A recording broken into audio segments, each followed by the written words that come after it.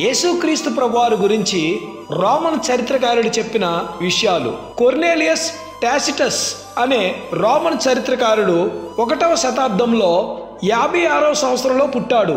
ఈయన రాసిన పుస్తకం పేరు ది అనాల్స్.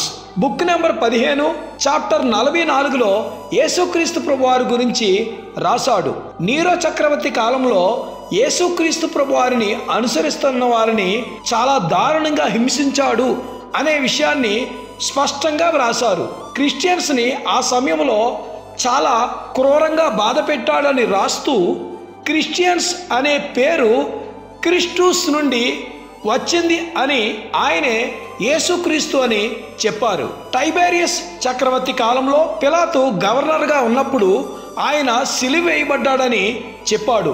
ఈ వివరాలు ది అనాల్స్ అనే పుస్తకంలో కొర్నేలియస్ టాసిటస్ రాశాడు.